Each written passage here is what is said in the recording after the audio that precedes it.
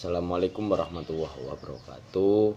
Di sini saya dan juga rekan saya akan menjelaskan terkait dengan polemik panteisme dalam wahdatul wujud, yang mana ini akan dijelaskan oleh teman saya. Monggo silakan Mas. Bismillahirrahmanirrahim. Assalamualaikum warahmatullahi wabarakatuh. Di sini saya akan menjelaskan tentang polemik pemakaian panteisme dalam wahdatul wujud. Panteisme dalam KBBI adalah ajaran yang menyamakan Tuhan dengan kekuatan-kekuatan dan hukum-hukum alam semesta. Secara harfiahnya adalah Tuhan adalah semuanya, atau bahwa alam semesta dengan Tuhan adalah sama, di mana panteisme ini muncul pertama kali pada saat filsafat itu muncul. Pengistilahan panteisme muncul ketika Thales mengatakan bahwasanya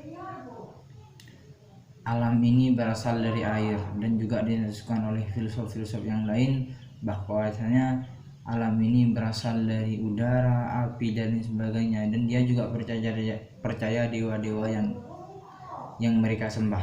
Selanjutnya adalah wahdatul wujud. Wahdatul wujud adalah sebuah paham yang diwujudkan oleh Muhyiddin Ibnu Arabi, yang dimana paham-paham ini adalah lanjutan dari paham sebelumnya yang diangkat oleh Al-Hallaj, seperti hulul nasud dan hululnya yang dirubah ke dalam konsepnya Ibnu Arabi menjadi khalaq dan hak. Oke. Selanjutnya wujud menurut Ibnu Arabi. Sebelum kita masuk ke konsep wahdatul wujudnya, kita melihat dari konsep wujudnya Al-Farabi dulu. Wujud menurut Ibnu Arabi adalah untuk menyebut wujudnya Tuhan. Dengan kata lain, bahwa kata wujud tidak bisa disematkan kepada selain Tuhan. Bahwasanya wujud yang sesungguhnya itu hanyalah milik Tuhan. Tuhan Maha Pencipta. Selain dari Tuhan itu tidak bisa dikatakan sebagai wujud, yaitu wujud hanya disematkan kepada Tuhan saja. Yang bukan Tuhan yaitu maujud, yang diadakan. Yang kedua, tetapi ada yang mengatakan bahwa wujud juga bisa disematkan kepada selain Tuhan, tetapi pemakaian ini tinjau dari segi makna metaforis, dari makna metaforis yang bersifat metafora, untuk tetap memperhatikan bahwasanya wujud adalah milik Tuhan. Sedangkan wujud yang disematkan kepada alam hakikatnya adalah wujud Tuhan yang dipinjamkan kepadanya, di mana dalam bahasa filsafat disebutkan manifestasi dari bentuk Tuhan.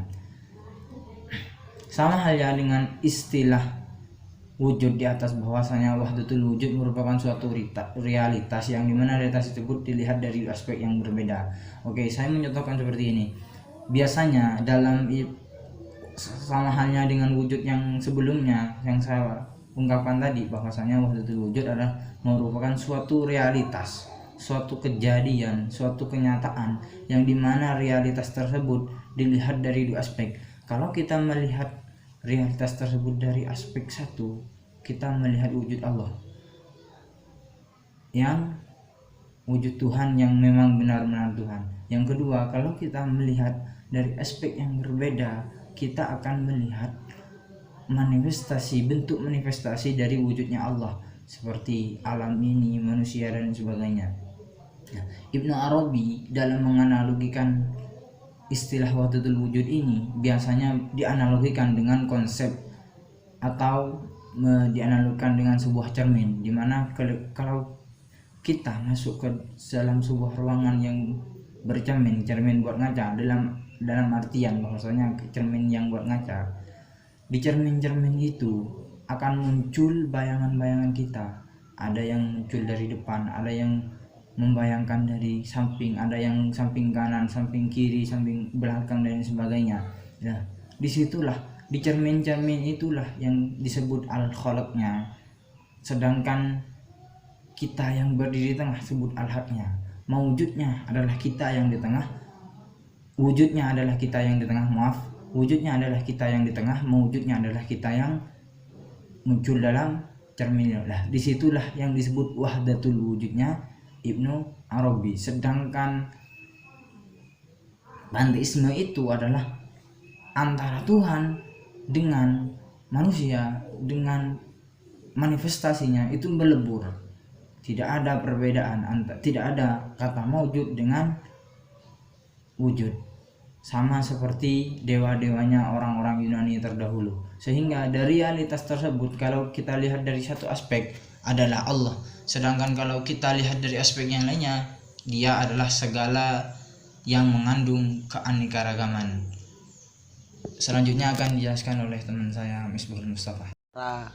Wahdatul wujud dengan panteisme, yaitu di mana wahdatul wujud itu memiliki unsur tasbih dan juga tanji, yang mana ketika tanji itu adalah Tuhan melebihi sifat atau kualitas apapun yang dimiliki oleh makhluknya. Kemudian dari segi tasbih, bahwa keserupaan tertentu bisa dikemukakan antara Tuhan dan juga makhluk. Dalam uraian panteisme ada unsur imajinasi dan trandensi.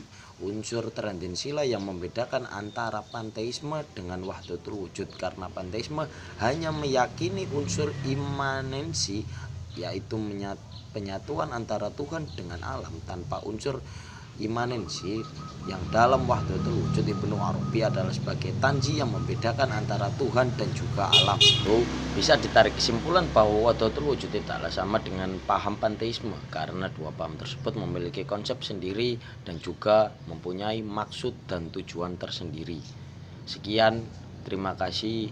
Kurang lebihnya mohon maaf. Wallahumma fiqh. Wassalamualaikum warahmatullahi wabarakatuh.